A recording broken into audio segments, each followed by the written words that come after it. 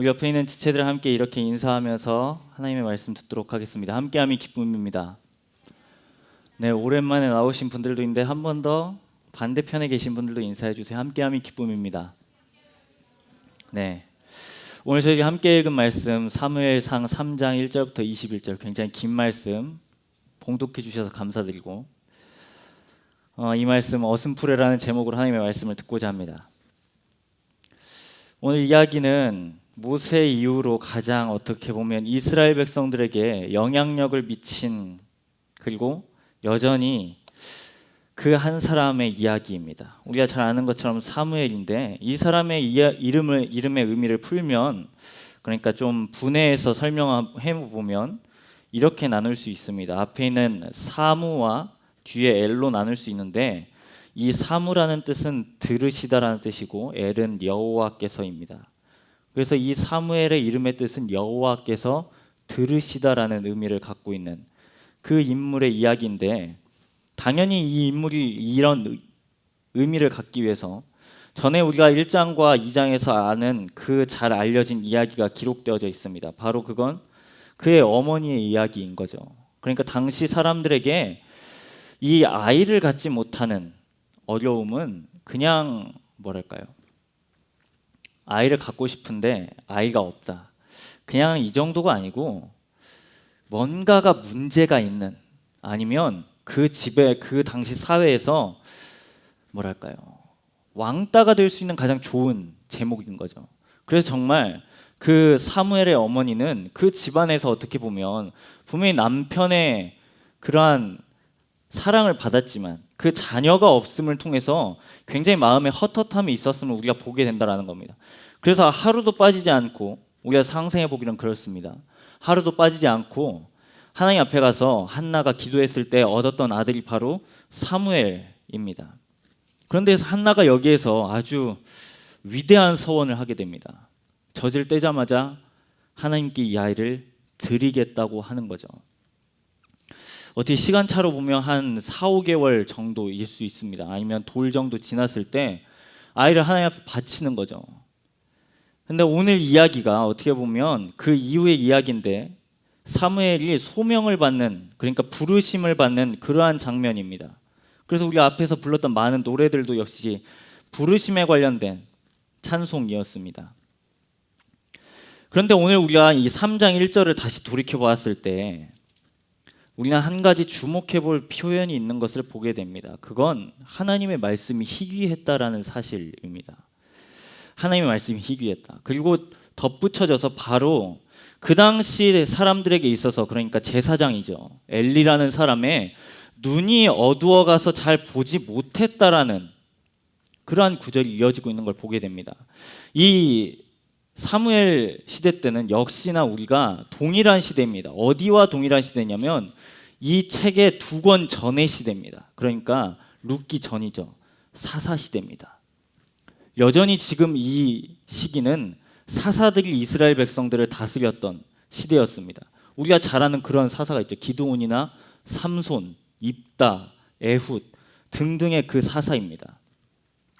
그랬는데 이 제사장이 있음에도 불구하고 3장 1절은 어딘가 2절과 너무나 다른 구석이 있음을 보게 된다는 거죠.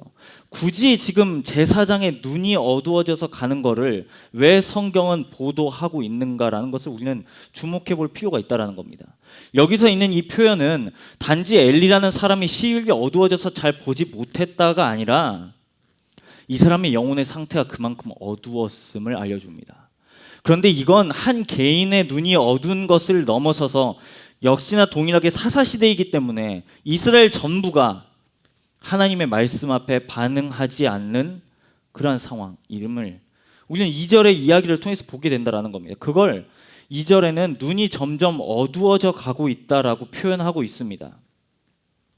그리고 그 이유가 그 원인이 3장 1절에는 말씀이 희귀했다라고 하지만 우리가 소망을 갖고 있는 이유는 3절입니다. 우리가 찬송의 어떻게 보면 모티브가 되는 그 구절이기도 한데 3절에 이렇게 기록되어져 있습니다. 하나님의 등불이 꺼지지 않았다라고 성경 기록하고 있다라는 거죠. 하나님의 등불은 여전히 꺼지지 않았다는 겁니다. 그렇게 해서 쭉 우리가 살펴보면 이제 사무엘이 하나님 앞에 부르심을 받는 그러한 장면으로 나아갑니다. 그런데 이 과정이 무려 4번에 걸쳐서 이루어집니다. 그러니까 동일한 이야기가 반복되어져 있는 거죠. 이 사람이 얼마나, 그러니까 엘리라는 제사장이 얼마나 눈이 어두워져서 잘 보지 못했는지, 이 과정이 4번째 이르러서야 비로소 하나님께서 사무엘을 부르셨다라고 알기 시작했다라는 겁니다. 그러니까 이 사람이 민감했다면 한 번만 보고서도, 아니면 2번째 때 하나님께서 사무엘을 부르셨다라는 판단으로 이제 나아갔을 텐데, 이 과정이 무려 4번이나 있었던 걸 보면 지금 이 시대는 정말 1절과 같이 말씀이 들리지 않는 그러한 상황임을 우리가 보게 된다는 겁니다. 오늘 말씀의 제목이 어슴푸레입니다. 어슴푸레. 여러분, 이 단어를 우리가 잘 쓰지 않아요. 근데 네이버에서 이 단어를 쓰면 이러한 정의로 나아갑니다. 3개의 정의가 있는데 모두 다 공통된 부분이 있습니다. 그건 희미하다입니다. 희미하다. 첫 번째는 빛이 약하거나 멀어서 어둑하고 희미한 모양이고, 2번째는 뚜렷하게 보이거나 들리지 아니하고 희미하고 흐릿한 모양, 3번째는 기억이나 의식이 분명하지 못하고 희미한 모양이라고, 이렇게 이 어슴푸레를 정의하고 있습니다. 그러니까 결론적으로 공통적인 부분은 잘 보이지 않는 거예요. 잘 들리지 않습니다. 잘 기억나지도 않아요. 이게 어슴푸레가 갖는 특징입니다. 그런데 어쩌면 하나님께서 사무엘을 부르시는 이 당시의 상황이 오늘 3장 1절의 말씀처럼 어슴푸레하다라는 거죠. 유튜브를 켜면 많은 목사님들의 설교가, 많은 전도사님들의 설교가, 그리고 많은 영향력 있는 사람들의 설교가 가득 차 있습니다. 그런데 너무나 영향력은 미치는 건 분명한데요, 그걸 듣는 회중들에게 있어서 삶의 열매로 나타나는가라고 했을 때 그건 또 다른 결이다라는 거예요. 우리가 유튜브만 켜면 유명한 목사님들의 설교를 들을 수 있습니다. 곧바로 라이브로도 들을 수 있고, 또 기록이 남기 때문에 또다시 반복해서도 들을 수 있습니다.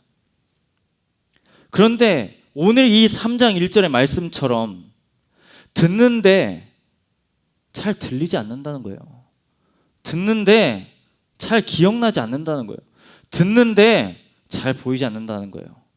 뭐가요? 하나님이요. 하나님이 잘 보이지 않고요, 하나님이 잘 들리지 않고, 하나님이 잘 기억나지 않는 삶의 자리가 바로 어슴푸레의 특징인 거죠. 오늘날에도 우리가 계속해서 경험하고 있습니다. 교회 안과 밖에 있는 사람들, 우리는 교회 안에 있지만 교회 밖에 있는 사람들도 이 어슴푸레를 경험합니다. 그리고 보여지는 현상을 통해서 이렇게 질문하자. 과연 신은 있는가? 그 사람들도 언어를 쓰면 그렇습니다. 신은 과연 있는가? 우리식대로 적용하면 하나님은 과연 살아 계시는가? 그도 그렇게 너무나도 가슴 아프지만 교회에 있는 민낯들이 많다는 거예요. 우리가 그 잘 알려진 그 N으로 시작하는 그걸 통해서 보지 않나요? 정통과 이단의 차이점은 뭔가요 도대체? 사람들은 지금 여전히 정통과 이단을 같이 보고 있습니다. 믿지 않는 사람들은 여러분 성경을 읽습니다. 그런데 이 성경이 아니라 이 성경은 우리가 읽는 거고요. 믿지 않는 사람들은, 그러니까 교회 밖 사람들은 성경을 읽습니다. 과연 누구를 읽을까요? 바로 우리의 삶을 읽습니다. 우리의 삶이요. 그러니까 그 사람들에게 있어서 성경은 우리예요. 우리를 통해서 하나님의 살아계심을, 아니면 살아계시지 않음을 본다라는 겁니다. 그럼 우리 교회 안에 있는 우리는 어떤가요? 우리 역시 이 어슴푸레를 경험할 때가 참 많이 있습니다. 마치 오늘 본문과 같이 그렇습니다. 2번이나 하나님께서 엘리를 부르셨어요. 그런데 사무엘이 엘리 앞에 선 게 하나님 앞에 선 게 아니라 엘리 앞에 섰다라고 성경은 기록하고 있습니다. 7절은 그 사실을 이렇게 기록하고 있습니다. 사무엘이 아직 여호와를 알지 못하고 여호와의 말씀도 아직 그에게 나타나지 아니한 때라. 그러니까 지금 번지수를 잘못 찾은 거죠, 사무엘이. 분명히 하나님께서 부르셨지만 사무엘은 엉뚱하게도 자신을 불렀냐며 자신의 선생님 앞에 섰다라는 거예요. 엘리의 영적인 상태가 앞에서 설명되었던 것처럼 얼마나 그 시력을 잃었는지, 이러한 과정이 동일하게 3번이나 반복되었음에도 불구하고 그 이후에 비로소 사무엘을 하나님께서 부르셨다라고 지금 이 사람은 인식하기 시작했다는 겁니다. 여러분, 우리 역시 엉뚱하게 하나님을 잘 만들어요. 상상의 나래를 펼치죠.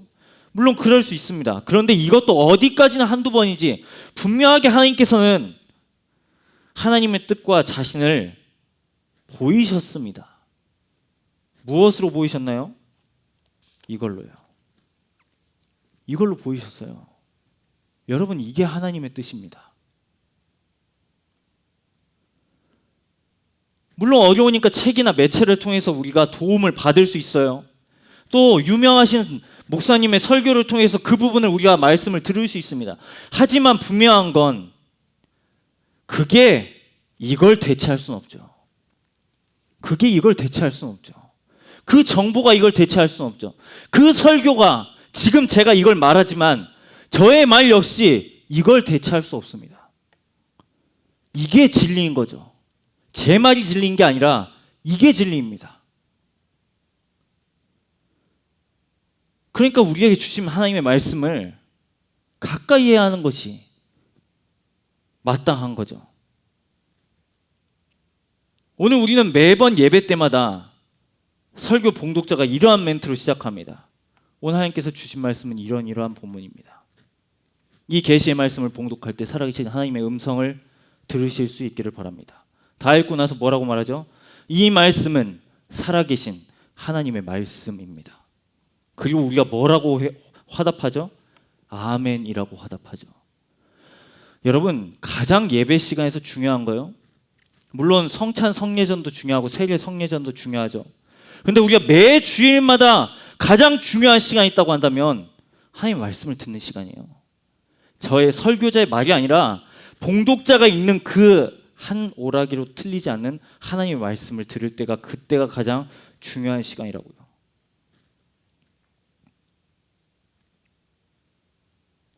여러분, 오늘 우리는 이 하나님의 말씀을 들을 때, 오늘 우리는 3장 10절에 그러한 태도가 있기를 간절히 소망합니다. 3장 10절에 뭐라고 기록되어져 있나요? 여호와께서 임하여 서서 전과 같이 사무엘아 사무엘아 부르시는지라. 사무엘이 이르되 말씀하옵소서, 주의 종이 듣겠나이다. 여러분, 이게 하나님의 말씀을 대하는 가장 첫 번째 태도입니다. 이게 지금 듣는다는 태도가 나의 귀만을 열어서 듣는다는 게 아닙니다. 나의 마음 역시 연다는 거예요. 나의 태도 역시 지금 하나님의 말씀을 듣겠다고 하는 겁니다. 여러분, 이게 되게 그래요.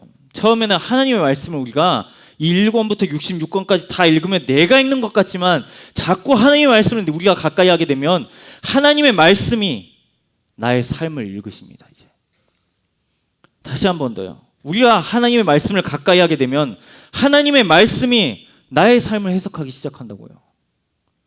하나님의 말씀이 내 삶을 관통되어집니다. 하나님의 말씀을 우리의 마음 가운데 계속해서 차오르면 우리의 양심을 통해서 아니면 사람을 통해서든 많은 접촉점들을 통해서 하나님은 말씀하십니다. 우리의 신앙 양심에 따라서. 그런데 우리가 말씀을 멀리하면 그런 접촉점이 다가와도 넘겨요. 하나님의 말씀이라고 인식하지 않습니다. 그냥 그건 똑같이 일어나는 똑같은 일인 거예요. 그리고 이 하나님의 말씀 가운데 우리가 있다면 우리는 분명히 압니다. 이게 하나님께서 기뻐하신 건지 아니면 원하지 않는 것인지 이걸 알아요. 그런데 우리가 이제 갖는 중요한 적용점 가운데서 어려운 부분이 이거죠. 66권 가운데 적혀져 있는 우리의 삶의 자리에서는, 우리의 삶의 선택지에서는 하나님의 말씀 과연 뭐라고 하시나요? 적혀져 있지 않아요. 적혀져 있지 않아요. 그런데 이 말씀을 통해서 우리는 순종해야 된대요. 여러분 그 말씀 찾아보겠습니다. 하나님의 말씀이 우리를 향하신 뜻입니다. 데살로니가전서 5장 16절부터 18절까지의 말씀. 너무나 유명한 말씀이죠. 이게 바로 우리를 향하신 하나님의 뜻입니다. 우리가 매 순간마다 하나님의 뜻을 구하고 있지 않나요? 하나님 이 문제를 만날 때마다 하나님의 뜻은 무엇인가요? 하나님의 계획과 섭리는 무엇인가요? 알려주세요. 이미 알려주셨어요. 5장 16절부터 18절까지의 말씀입니다. 뭐라고 적혀져 있죠? 항상 기뻐하라. 쉬지 말고 기도하라. 범사에 감사하라. 이것이 그리스도 예수 안에서 너희를 향하신 하나님의 뜻이니라. 이미 계시되어 있다고요. 하나님의 뜻이. 구약 성경으로 넘어가 보겠습니다. 시편 119편 9절 말씀입니다. 구약 성경 시편 119편 9절 말씀입니다. 이 말씀 역시 우리에게 주신 말씀으로 알고 다 함께 한 목소리 합독드리도록 하겠습니다. 시편 119편 9절의 말씀입니다. 청년이 무엇으로 그의 행실을 깨끗하게 하리까? 주의 말씀만 지킬 따름이니이다. 우리의 중심을 지금 무엇으로 비추어야 하나요? 하나님의 말씀이요. 하나님의 말씀이요. 너무나 분명하게 지금 계시되어 있습니다. 하나님의 뜻이라고. 항상 기뻐하라. 쉬지 말고 기도하라. 범사에 감사하라. 이것이 그리스도 예수 안에서 우리를 향하신 하나님의 뜻이라고 말씀하십니다. 청년이 무엇으로 그의 행실을 깨끗하게 할 수 있습니까? 오직 주님의 말씀만 순종할 따름입니다. 이게 우리를 향하신 뜻인데 우리가 갖는 아까 그 가졌던 어려움이죠. 모든 상황을 대변해 주지 않습니다. 하지만 분명한 건 이 말씀은 우리에게 대전제를 이미 주신 거예요. 대전제를요. 우리가 마주하는 모든 상황을 다 일거수일투족에 해당하는 답변이 여기에 나와 있지 않습니다. 백날 천날 구해봤자 나오지 않아요. 나오지 않아요. 그런데 대전제는 주어져 있어요. 우리에게는 여러분 선택의 자유가 주어져 있습니다. 우리의 생각대로 살 것인지 아니면 하나님의 말씀대로 살 것인지, 여러분이 마주하는 삶의 순간에서 항상 기뻐하기를 선택할 것인지, 쉬지 말고 기도할 것을 선택할 것인지, 범사에 감사할 것을 어려운 상황에도 불구하고 하나님의 이름 때문에 내가 감사하기를 선택할 것인지, 아니면 똑같은 방식대로 똑같은 세속의 논리 안에 똑같은 그런 삶의 자리 가운데 선택할 것인지, 우리의 양가 지금 선택의 갈림길이 있습니다. 여러분, 세상은 성공을 말하고 하나님이 과연 살아 계시는가라고 질문합니다. 그리고 기독교인에게 그걸 증명해 보이라고 반문하죠. 또 우리가 접하는 많은 안타까운 소식들은 이 말씀의 제목처럼 어슴푸레하게 하나님의 살아계심을 만들지 모르겠지만, 여러분, 오늘 사무엘상 3장 이 3절의 말씀처럼 하나님은 여전히 말씀에 순종하는 자들, 순복하는 자들을 위해서 등불을 끄지 않으셨음을 우리는 기억해야 합니다. 제가 인생을 살면서 여전히 모토로 삼는 그 한 구절이 있습니다. 바로 이 구절이에요. 말씀에 흔들리는 사람은 세상에 흔들리지 않는다예요. 한 번 더요. 말씀에 반응하는 사람은 세상에 흔들리지 않는다입니다. 두 부류입니다. 세상에 흔들리는 사람이 있는가 반면 말씀에 흔들리는 사람이 있습니다.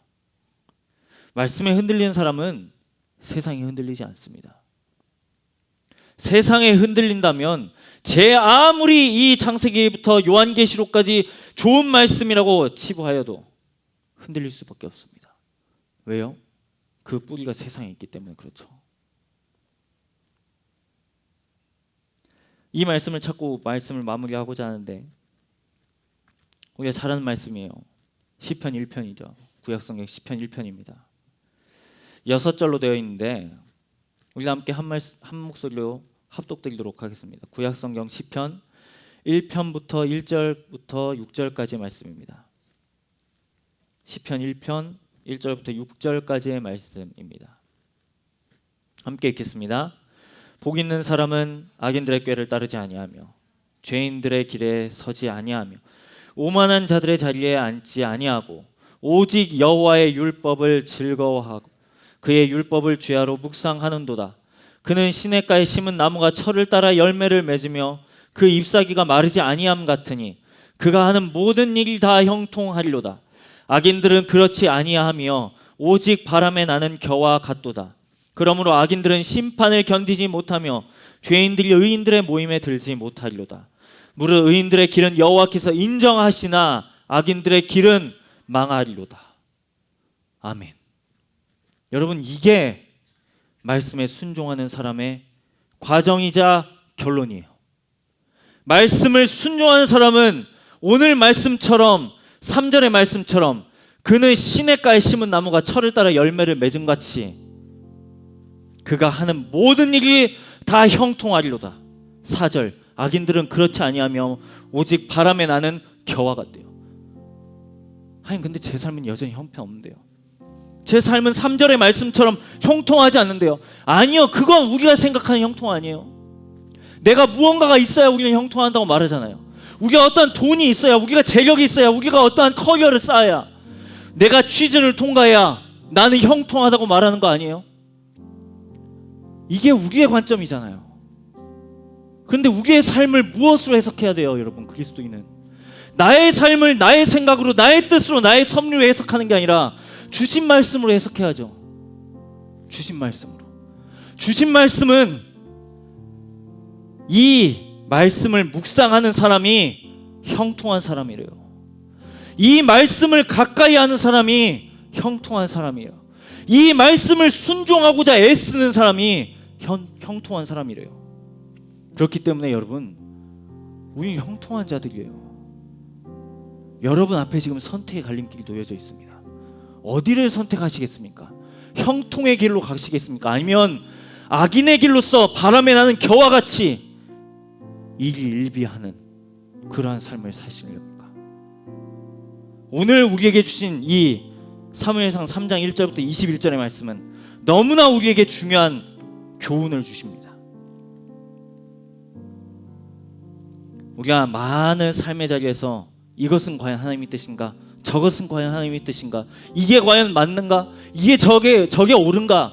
라고 우리가 끊임없이 나의 잣대로 판단하지만 우리는 한 번 더 여과해야죠.